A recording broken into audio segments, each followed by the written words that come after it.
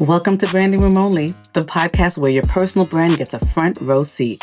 I'm Paula Edgar, and if you're here, it's because you know your brand isn't just about what you do. It's about how people experience you. In each episode, you'll hear stories, strategies, and lessons from leaders and influencers who built their brands and made their mark.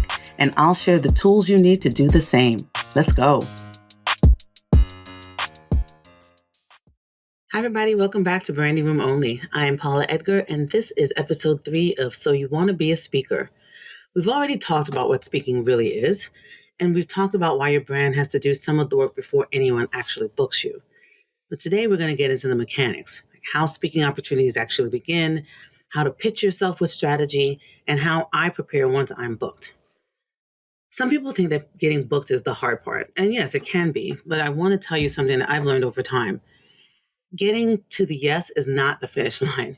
It is the beginning of your responsibility as a speaker. So what you do to begin to get between that yes and the moment you walk into the room is what separates someone who gets invited once from someone who gets invited back. Let's start with a reality check. Most paid speaking engagements do not come just because someone randomly finds a proposal you submitted for a call for speakers. Some happen that way, but proposal submissions can be useful, especially for conferences, bar associations, industry programs, and like professional development events. But many speaking opportunities come from relationships. Someone saw you speak, someone follows your content, someone heard your name in a meeting, or a past client recommended you. A colleague remembered that you were strong on a particular subject, right? There's usually a drumbeat about you before you get particularly paid speaking engagements. This means your pipeline is being built all the time. It's being built when you post on LinkedIn, and you should be. It's being built when you moderate a panel and make everyone else look good. It's being built when you send a thoughtful follow-up after a conference. And it's definitely being built when you do a great job for a client and make the organizer feel smart for bringing you in. Speaking is a relationship business long before it's a stage business. That said, waiting to be discovered is definitely not a strategy either. You can be excellent and still be overlooked if people do not know what you do, who you served, how to bring you into the right rooms, what your expertise is, which is why we talked about branding in the last episode. But let's get into talking about pitching. When you're deciding where to pitch, don't start with the biggest stage. Let's start with the right audience. Where is it that your decision makers gather? Where do the people who need your message show up? Which associations, conferences, internal leadership programs, affinity groups, client retreats, even podcasts and webinars, what aligns with your experience? Because not every stage is going to be worth your time. And visibility in the wrong rooms can feel like busyness and produce very little opportunity. But visibility in the right rooms can change your entire pipeline. So once you identify the right opportunity, personalize the pitch, right? So a generic pitch usually sounds generic because it is. You want to reference the organization, the audience, the theme, and the problem that your session will help solve. And make it clear that you're not just looking for any stage or speaking opportunity. You're proposing to bring value for the room that they are going to be in. And of course, you want to also connect if there are any connections or contacts that you have with the organization or with the event. You want to be able to reference them as well, because that can be helpful. Your pitch should lead with the client outcome, right? Too many people lead with their credentials. Like, yes, I'm this and I'm that and I'm this and this. And credentials do matter. We've talked about it a lot on the podcast, but the organizers are usually asking themselves a practical question. What will our audience, stakeholders get from this? And you want to lead with that. What will the audience and the attendees understand differently after hearing you speak? Or what will they be able to do? What conversations will the session you have open? And what pain point are you going to help the organizers or the attendees address? Here's the difference between that. One pitch says, I'm an experienced speaker who would love to present to you on leadership. A strong pitch says, I would love to offer a session for your mid-level associates on building strategic relationships inside the firm with practical tools for visibility, feedback, sponsorship, and business development readiness, right? So the two could be talking about the exact same thing, but being able to show up front to the organizer, this is a picture of what I'm going to be doing. It helps them to imagine the session in their agenda. And then, of course, you send it out and you want to make sure you follow up. Follow up is a huge opportunity because a no response or not hearing a response is not automatically a no. People are busy. Committees move slowly. Stakeholders are hard to pin down. Priorities change. So send a thoughtful follow up. And if it's been a while or you had a definite no, add a new angle if appropriate. Keep asking because your pitch and their opportunity might be coming at the exact right time to meet. You want to stay visible and present for them. Share a recent article, an episode, or a clip that reinforces why the topic is timely and why you're the right person, right? You don't want to harass people, but you do not want to disappear after one email and call that strategy. Now, let's move on to what happens after you get a yes, because that's where your reputation is really built. When I'm booked for a keynote, a workshop, or retreat session, my first job is to understand the audience. I want to know who's going to be in the room, what is it that they're navigating, and what the organization wants them to leave with. And what have they already been experienced too many times? Like what has already been said to them, and how can I differentiate what I'm going to do with them? So I ask a lot of questions and I listen for what is spoken and also what's underneath the spoken concern. For most of my engagements, I customize the content so I'm not walking in with a canned deck. And that matters because people can feel the difference between a speaker who's prepared for their specific audience and a speaker who prepared to talk and just happens to be delivering it to them, right? That it's not customized. So from there, I then build the spine of the session. Right? Every strong talk needs a through line. What's the promise of the session? What's the shift that I want them to make? And what do I want them to feel, think, and do differently by the end?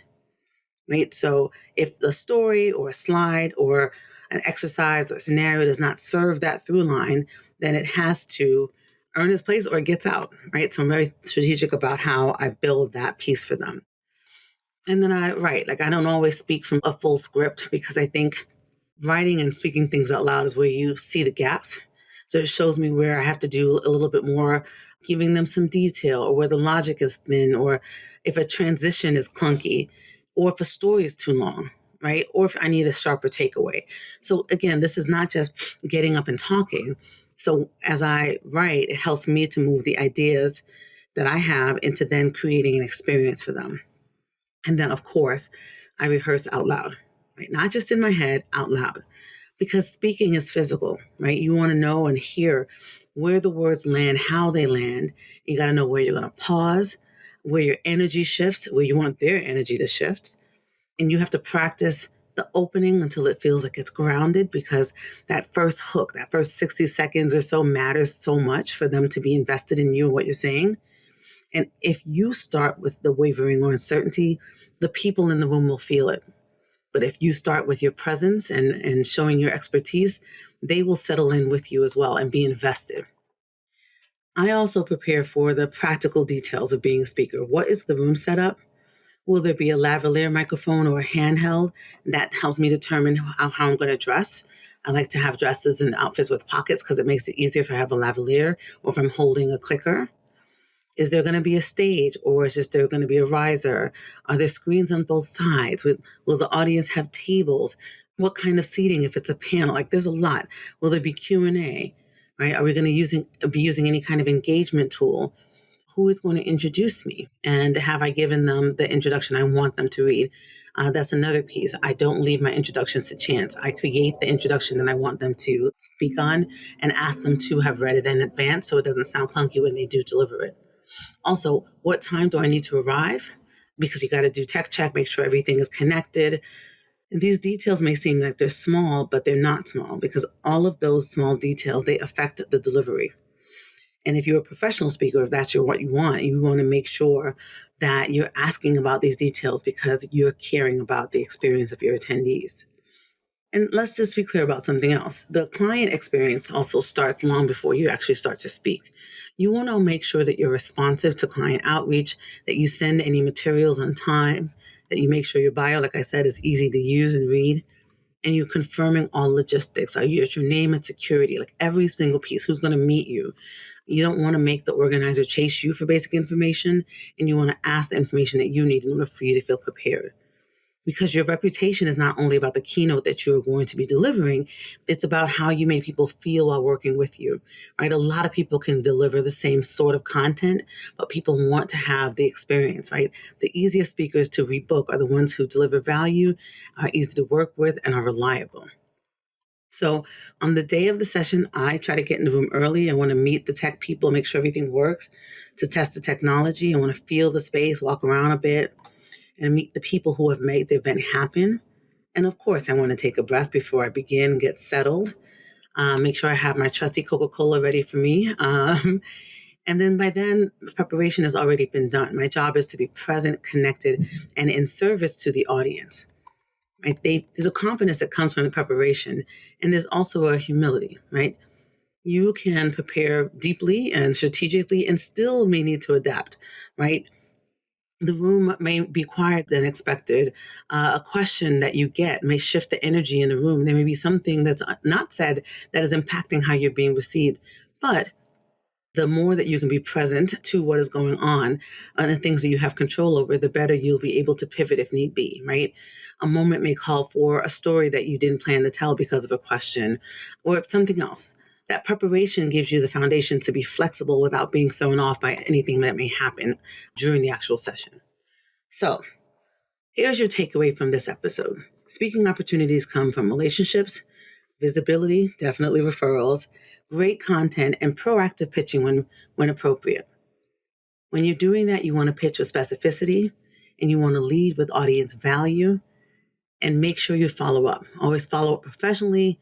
And when you get those yeses, treat it like the beginning of the work, right? You're building relationships. It's not the end of the chase.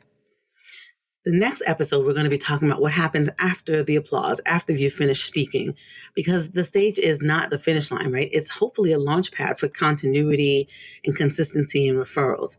So if you don't have a post-speaking strategy, you may be leaving relationships, more referrals, content, and definitely revenue on the table. So all of you, I'm Paula Edgar, and this has been episode 3 of So You Want to Be a Speaker on Branding Room Only. Make sure you subscribe and share this series with anybody who wants to be a speaker more strategically. And I'll see you in episode 4. Until then, stand by your speaking brand. Bye. That's it for this episode. I appreciate you hanging out with me on Branding Room Only. Now, please do me a quick favor. Head over to ratethispodcast.com/branding so more people can join this conversation. And make sure to stop by paulaedgar.com/events to see what's next. Whether I'm live, online, or in person, I'd love to see you there. See you next time in the branding room. And until then, stand tall, shine bright, and always stand by your brand.